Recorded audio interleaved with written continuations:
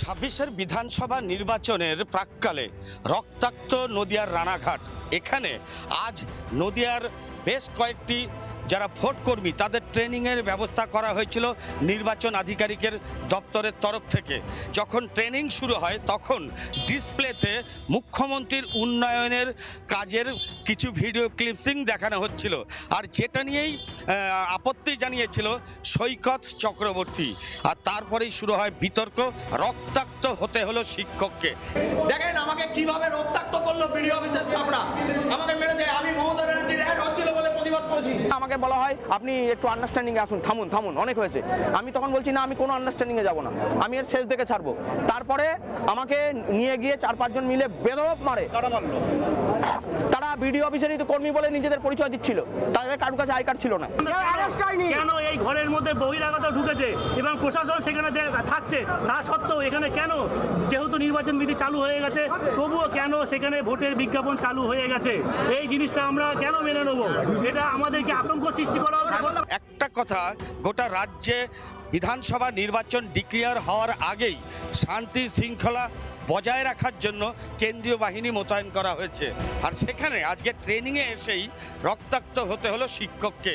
এটা নিয়ে জেলা শাসক, নদিয়ার জেলা শাসক, তিনি কিন্তু পরিষ্কার ভাষায় জানিয়েছে এই ঘটনায় 2 অভিযুক্তর বিরুদ্ধে এফআইআর হয়েছে এবং হাসখালী ব্লকের যিনি বিডিও তার বিরুদ্ধেও শোকজ নোটিশ পাঠানো হয়েছে, যার পূর্ণাঙ্গ তদন্ত হবে।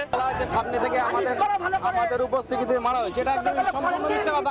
আমি অভিযোগটা আমি মিথ্যা বলছি না। কথা হচ্ছে দুপক্ষের মধ্যে আমাদের কিছু স্টাফের সাথে ওনার একটা বাকবিতণ্ডা হয়েছে, হওয়ার পর ওনাকে বোঝানো হয়েছে, বোঝানোর পরে আমরা ওখান থেকে সরেছি। আবার ভিতরের ঘরে যখন ঢুকেছেন আমার মনে হয় ট্রেনিং নেওয়ার সময়, তখন মনে হয় আবার কিছু একটা ঝামেলা হয়েছে। হওয়ার পর এবার মনে হয় দুপক্ষের মধ্যেই একটা ধাক্কাধাক্কি হয়েছে। এই ভোট কর্মীকে মেরে রক্তাক্ত করা হয়েছে। এই তৃণমূলের ভিডিও একজন ক্রিমিনালের সঙ্গে যুক্ত আছে, এর শাস্তি চাই। ওই ছেলেটি সম্ভবত বিজেপির বড় কোনো ওদের যে সরকারি কর্মচারী সংগঠন তার বড় কোনো নেতা।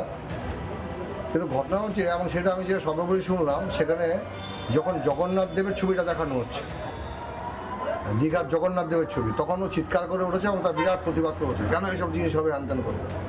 তা আমার কথা হচ্ছে একজন বিজেপি কর্মী হয়ে তাহলে জগন্নাথ দেবকে মানে না, তারা ওরা বলে হিন্দু দল করে। অ্যাকচুয়ালি তো ওরা হিন্দু না।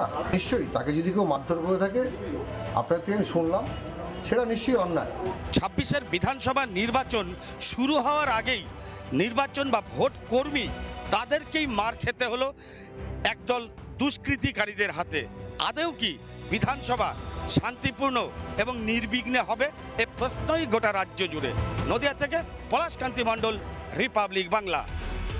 নানা ধরনের কন্টেন্ট দেখার জন্য লাইক করুন, শেয়ার করুন আমাদের ফেসবুক পেজ, সাবস্ক্রাইব করুন আমাদের ইউটিউব চ্যানেল। পাশাপাশি অন্যান্য ব্রেকিং নিউজের জন্য অবশ্যই চোখ রাখুন রিপাবলিক বাংলায়।